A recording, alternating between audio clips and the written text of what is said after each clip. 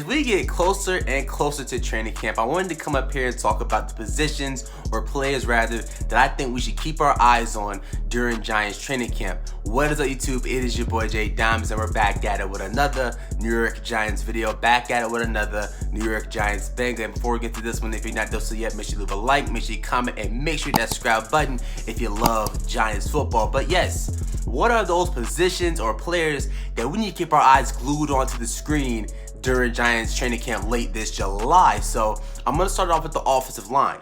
The Giants went out in free agency, the Giants went out in the draft, and heavily helped the offensive line in this offseason. And they have a lot of important pieces on this offensive line. You got the 7th overall selection, Evan Neal, as your starting right tackle. You got John Feliciano, who was over there in the Buffalo scheme with Brian Dable, as you're supposed to be starting center. You got Mark Lewinsky, who's a vet out of who used to play for the Indianapolis Colts, who you signed to a 3-year deal.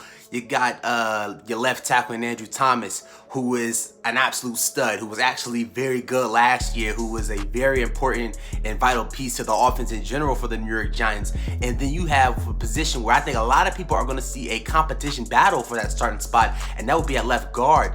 Some players that I think are going to compete for the spot, it has to be Shane Lemieux, the 3rd round draft pick, Joshua Ezeudu out of UNC. You also signed Max Garcia from the Arizona Cardinals, who was a Pro Bowl replacement last year. So I think those 3 guys will battle out for the spot. But at the left guard position, Shane Lemieux, actually in a couple of snaps versus the Denver Broncos, was pretty decent actually. So if he can, I do have him as the candidate to win the spot as of right now. But in training camp, that is a position that we definitely have to watch, because I think that will be a position battle to see who will be the starter heading into August and September. So the offensive line is definitely a position that I think we need to keep our eyes on during Giants training camp. Now, this isn't a position. This is going to be a player that I think we definitely need to keep our eyes on during training camp, and that will be my man, Saquon Barkley. Now, during minicamp, he did come out to the press and said how he hasn't been used in that receiver type role since he was in college, and I think that we're going to see a lot of that this season with Saquon. You know what I'm saying?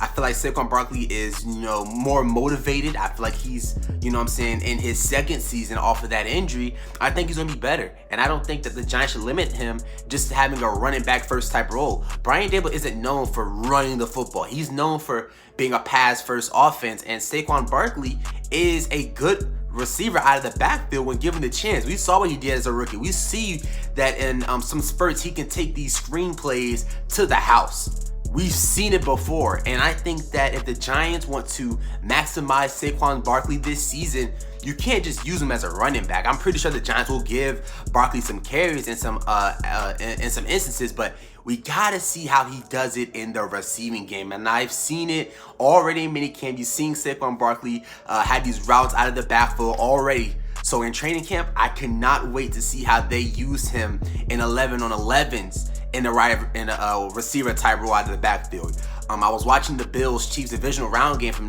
this year's playoffs, or last year's playoff rather, and it was a formation where they had, I think, Isaiah McKenzie and Devin Singletary in the backfield. So could that be Saquon Barkley and Kadarius Toney possibly in Brian Dable's scheme this year? Definitely. You know what I'm saying? Saquon Barkley, if you want to get the most out of him, you got to use him in a wide receiver and running back type role, because we've seen what he can do. The man had 2,000 scrimmage yards as a rookie, and I know that was a couple of years ago, but I think they can rekindle that fire using him in a more variety of ways, not just running the ball, but also catching the ball. So Saquon Barkley to me is definitely a player that I will have my eyes on all training camp, not just as a running back, but in that receiving type role out of the backfield.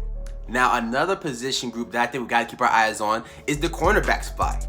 It's definitely the cornerback spot when we're looking at Adoree Jackson stepping up this year, being the CB1 for the Giants, and then you're looking after him is where you start getting kind of scarce on quality starter players, or players that we know for sure are starter caliber players. Aaron Robinson is who a lot of people favorite is for the cornerback 2 position.